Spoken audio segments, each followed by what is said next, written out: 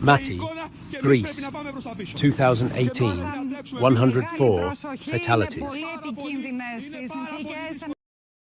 What was the vegetation status before urban expansion? Contrary to common perception, the area was not originally covered by dense pine forest. Historical imagery from the 1960s shows only limited pine presence. The same applies in Cyprus. In the 1963 orthophotograph of Arakarpas, only sparse pine trees are visible along the ravine, where extreme fire behavior developed during the 2021 wildfire. Our objective is not myth-busting. These findings emerge naturally through high-fidelity forensic reconstruction. Our pioneering reconstruction method offers an overview of firefront spread at 10-minute intervals. Firefront reconstruction combines evidence from social media posts, webcams and CCTV footage, processing of firefighting aircraft, flight paths, site inspections, informal interviews with those involved.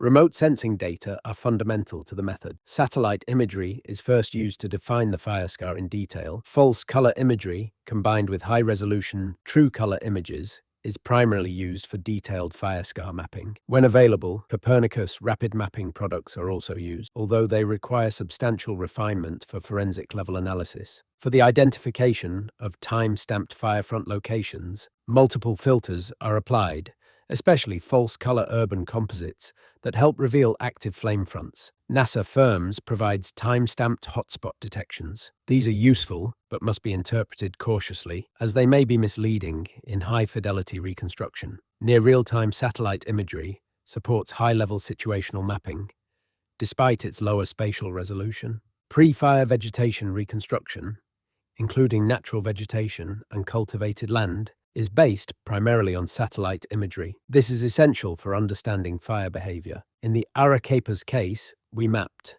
natural forest vegetation, riparian vegetation, woody and non-woody cultivations, greenhouses. These categories were selected based on their influence on fire spread. Using GIS overlays, we calculated burned area percentages per vegetation type and assessed their role in either accelerating or limiting fire progression. During the ongoing reconstruction of the Pisac wildfire in Croatia, in cooperation with the National Meteorological Service, we confirmed that natural vegetation before the incident was far more extensive than in 1968. We also mapped fire-resistant vineyards recorded in the 1834 Habsburg cadastral maps and compared them with the minimal agricultural activity observed today. Historical satellite data are also used to identify past wildfire events. Previous fires strongly affect fuel distribution and may also indicate recurring ignition patterns. Filtered satellite imagery also allows monitoring of vegetation moisture evolution before wildfire events. Because our focus is public safety, we assess firefront impact on settlements by overlaying reconstructed fire scars with settlement structure, planning patterns, and prevailing building characteristics. In the Varnavas wildfire, we compared fire impact on two very different settlement types: Varnavas village, a typical old rural settlement, and Dioni, a modern, high-income residential community. Before we close, this QR code links to Pyrodotus project intro video on the upcoming reconstruction of recent rural Limassol wildfire, which is supported by Department of Forests. I encourage you to scan it and connect with us